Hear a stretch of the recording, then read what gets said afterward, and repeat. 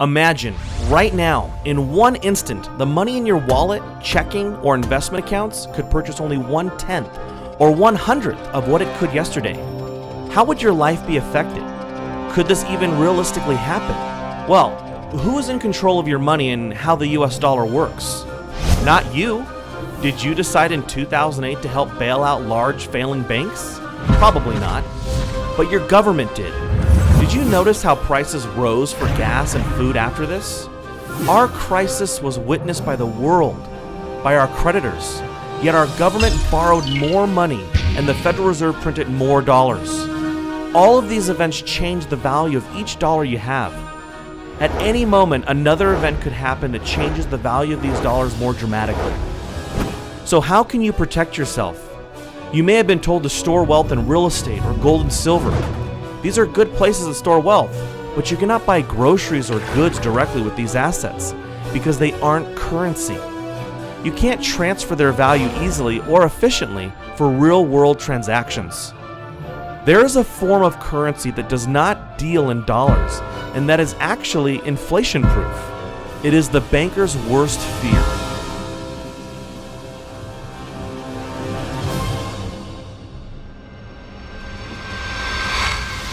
Why is gasoline so expensive? Telling us which food brands are ready for the uptick in costs. The United States has just lost its top-notch AAA credit rating. 18 people have been charged in what may be one of the nation's largest credit card fraud rings. What some are calling fool's gold, it is the virtual currency called is a kind of holy grail of payments. We're asking whether or not this currency really has any longevity, let alone legitimacy. How can I hedge against inflation and other government manipulation? One thing I did was to buy Bitcoin. What are they? I don't really know that much about Bitcoin. Bitcoin is a purely online currency with no intrinsic value. It is digital currency, which you can then use to buy things online. Bitcoin. Bitcoin. Bitcoin. Bitcoin. Bitcoin. What is Bitcoin? Bitcoin, first introduced in 2009, is a relatively new technology in today's ever-changing world. Bitcoin is a digital currency, an innovative tool that is revolutionizing people's daily lives, as did smartphones, eBay, YouTube, and even the internet itself. I can communicate with people live anywhere in the world by typing on the keyboard. You've got mail. The Bitcoin network facilitates the instantaneous transfer of value across any distance over any borders, to any place on Earth. Specifically, it allows any person in any place with an internet connection to receive and transfer value. To send $8,000 from America to Australia, Western Union would charge you $336. In contrast, any value of Bitcoins can be transferred with a fee of no more than 2 cents at today's exchange rate. Besides being able to transfer wealth instantly, Bitcoin is highly valuable because in its specially designed software, the supply of currency units, also called Bitcoins, is increased at a steady rate. New Bitcoin creation will only cease in the year 2140 with a total of 21 million Bitcoins. As of September 2013, there exist in circulation over 11.5 million Bitcoins, over half the total supply that will eventually be mined. Mining Bitcoin is the process by which new Bitcoins come into existence. They are created in blocks, and currently 25 Bitcoins are mined per block. Blocks are generated about every 10 minutes as regulated by the software code and sent to the computer that mined them. The best miner is the one with the most computational power, but it is also based on luck who wins the reward. A rough estimate would put the total number of Bitcoin miners at 100,000. This mining process is more specifically known as hashing. All right, Emmanuel, let's start off with your website. Cloudhashing.com. When did you get the idea to create a hosted mining cloud hashing service? When my wife decided to throw all my computers from the attic. So I started off mining Bitcoin using computers. So I had a few computers sitting around and running permanently so the guests could not come around and spend time just because the room was super hot. They'll get a heat stroke. And at the same time, it was just costing a lot of money for electricity. So I invested in ASICs. Then upon my investment in ASICs, I had friends who were interested. So at that point I thought, they weren't computer literate, so I thought, let me manage it for them. So upon doing that, it kind of spiraled into a business. And, we launched Cloud Hashing in April this year. And we've been selling what you call Bitcoin mining contracts ever since. Did it bother you that we don't know who created it? I first heard about it in 2010. Well, I didn't think it was a great idea because I just couldn't see how it could take off into the mainstream. And lo and behold, 3 years later, the value just skyrocketed, and I thought, oh my goodness, I missed out on a golden opportunity and the advent of something great here. I think the very fact that I didn't know who created it kind of raised a lot of questions. I mean, but realistically, that didn't matter. The maths itself and the proof of work concept itself, it's a super secure currency. It may be hard to trust such a new, strange, and exciting system like Bitcoin. Some, mainly computer technology enthusiasts, already see Bitcoin as more secure than email, online banking, and your E-Trade account. So what made you say, you know what, I'm going to trust Bitcoin?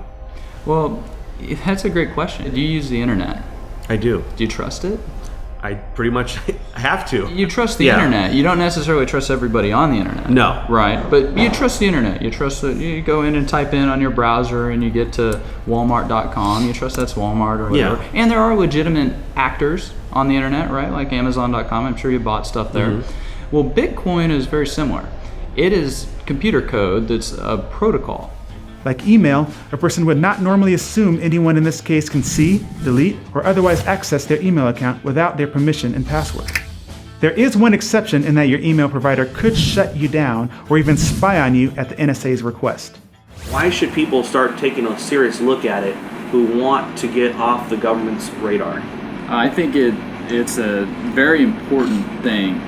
One thing that we don't really fully appreciate is the level of surveillance that we're under. And now all of your transactions are being databased, archived, stored, and they're going to be searchable forever. And you don't know who's going to be in power in 4 years or 8 years or 20 years. And you don't know what they're going to do with that information. And so why even have that information appear there in the first place? Bitcoin allows you to take control of that and to have it not even appear. This brings us to the topic of centralization. Bitcoin is decentralized. This means there is no central authority that can stop any specific Bitcoin transaction, and the same goes for the Bitcoin system as a whole. No one can lock or freeze a Bitcoin wallet or address, unlike a bank account. No one can arbitrarily create more Bitcoins than the software program was designed to make. No one can change the software without the majority of the entire network of users accepting a change. Programmers of the Bitcoin software are thus limited in their scope of changes to what the market is driving. Max Wright, he wrote a book called Bitcoin Revolution. A lot of people are fearful that the government's going to attack it. With regards to resisting government violence, I think Bitcoin is a really, really unique, to me it's a unique currency in all of history. It's never happened before. So and the analogy that Bitcoin advocates use is with regards to Napster. We all know Napster was a great file sharing tool, but it was run out of a central server in a company. There was a CEO to harass, there was a company to harass, and the government can send in men with guns and force them to unplug the server. Service is over. Bitcoin, in the same way BitTorrent solved the problem for Napster, it was decentralized and there was no one to harass. There's no you have to put a policeman in every bedroom in every house in the country or the planet to bring down BitTorrent. So too with Bitcoin. There is no one to harass. There is no CEO. It is a distributed peer-to-peer network that authorizes and guarantees the sanctity of the network. And so for that reason, it is incredibly resilient to violence. And I find it very, very interesting that at a time when we're going to, my expectation is we're going to go through a currency crisis and currency wars like we've never seen before. I'm here with Jim Rickards. He's the author of Currency Wars. I'll just throw it out there. Bitcoin, what are your thoughts? One of my least favorite topics, because I'm very skeptical of Bitcoin, but I've actually read the technical papers. I've spoken to a lot of people about it. It is cool technology. It's good encryption, the blockchain method of validating, the fact that it's decentralized and dispersed. You can fire a drone missile at a Bitcoin server and it doesn't matter because there's another one over here that's got the blockchain and they can validate. So I understand all that. It's cool stuff and it does attract libertarians and it does attract technophiles. Now that you know what Bitcoin is, you should recognize how digital currency is a threat to the current banking system and institutions. In 2008, bankers profited from the very financial crisis that they created. Imagine you had the opportunity to not participate in a government-monopolized currency system. Bitcoin can be your way out of the corruption. The banks will hate it, but they can't stop it. Bitcoin can solve a multitude of problems. Firstly, inflation. Our current money supply continually grows because it is based on debt and continual government overspending. The US money supply has actually multiplied over 10,000 times in the past 200 years. This explains why purchasing power has significantly lowered. why Coke in 1959 cost a nickel and is now about 20 times that. The supply of bitcoins has only increased at a specific rate that won't change. This means that it is inflation-proof. Bitcoin also prevents theft. If you hold cash, not only would you worry about someone stealing your wallet, but the government has been known to confiscate cash at airports and during police stops. Had an encounter with the TSA, the Transportation Safety Administration, in which they not only wanted to know who he was, who did he work for, how did he get the money that he had on him, and what did he plan on doing with that money? $4,700? Yes, sir. Why do you have all this money? Back in 2012, Mishra's friends, Rajesh and Marina Derry, were driving her cash across country when Nebraska state troopers booked them for speeding. Officers then got permission to search the car. In the back, they found 2 bags filled with cash and arrested the Derrys, believing the money was ill-gotten. You cannot steal bitcoins in a Bitcoin wallet without knowing someone's password. You can copy and store your wallet in an unlimited number of locations and access it from anywhere with internet access, just like email. With Bitcoin, it is much easier to move your money, as we noted earlier. It's also easier to keep your transaction private should you want to remain anonymous from your peers or even the government. Your name is not connected to your Bitcoin address unless you choose to through a third-party service that uses Bitcoin. The government would need to know and control the entire internet to track or stop Bitcoin payments. Lastly, a great benefit for Bitcoin is the ease of starting your own business. You can set up a Bitcoin address to receive money for products or services within seconds, versus trying to comply with all your country's regulations, creating a bank account, etc. You also don't have to worry about fraudulent payments, because Bitcoin transactions are irreversible. Your business would not have to pay large fees to credit card companies either. A customer can simply use a cell phone app to send payments to you if your business has a storefront, like a bar or a restaurant.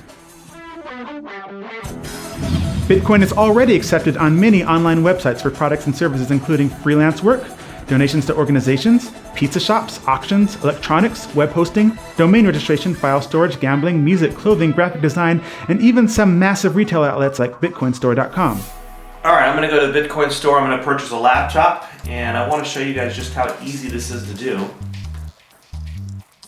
You can have a lot of items on here, but we're going to pick laptops because that's what we need. But you can see you have a lot of different things you can buy: digital camera, desktop PC, webcams, all kinds of stuff you can also search for. But we're looking for a new laptop. And you can see this is just like going to any other store that would accept US dollars.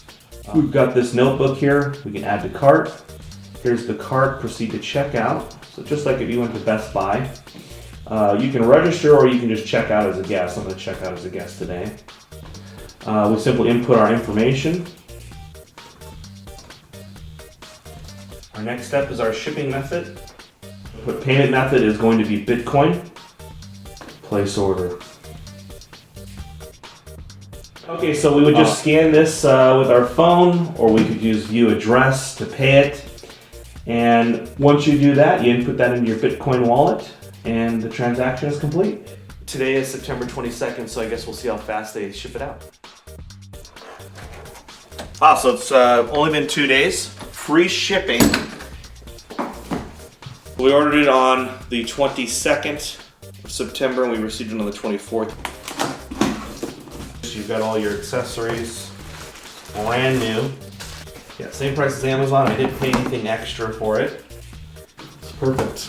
That was easy. Let's see what else I can do with Bitcoin. All right, so I'm on bitmit.net and I'm going to sell my old TV. A lot of my friends and stuff were giving me crap, so I ended up getting this new TV. I've had this TV for, 10 years now. It's a 62-inch. Sweetheart, some Africans from Ghana want to buy our TV with Bitcoin. Over 1,000 people attended the Bitcoin conference in San Jose, May 2013. The Bitcoin Forum has over 100,000 members discussing Bitcoin. Payment processor BitPay currently has thousands of merchants using their services to accept Bitcoin payments on their websites. As of September 2013, the value of Bitcoins created has reached $1.5 billion as determined by the free market. Bitcoin seems to be growing at a rapid rate, maybe even outpacing the government's ability to regulate it. When the Financial Crimes Enforcement Network of the Department of the U.S. Treasury announced that virtual currencies are subject to the same rules as other currencies, the price didn't crash. In fact, it went up from there, as if attempts to regulate Bitcoin don't matter. This idea that somehow, you're escaping government scrutiny or you're outside the government matrix or whatever is just not true. Mt. Gox was attacked by the government. Of course, the Silk Road, now arrests have been made. So the government's watching everything you do. So there were a lot of exchange popping up, and they started getting hammered. And I mean, with all the laws and banks closing their accounts and stuff like that, and that made it difficult. But then in comes local Bitcoins. They let individuals advertise whether they want to buy or sell, and those individuals hook up with each other. And that's making it a lot easier. Buying Bitcoin is getting easier. Selling it, I guess, is getting easier too. There's no reason in the world that a privately issued currency couldn't be issued and serve maybe even better, because it's totally beyond the temptation of politicians to start meddling with the rules. Yeah. It's beyond the reach of political temptation. Now, picture a world where you are in control of your money, where you're free to spend any amount, small or large, anywhere in the world, and your identity is safe. Your money cannot be diluted by government creating it out of nothing and then giving it away to banks, special interests, towards wars, or in foreign aid. You can help stop selfish banking interests. You can shape your destiny. And we don't even have to end the current system. We just merely need to bypass it. Thank you for watching our video. Go to our website at bankersworstfear.com to receive your free report on how you can start opting out of the current monetary system. You'll also receive full guest interviews as well as exclusive analysis from future money trends. Close enough.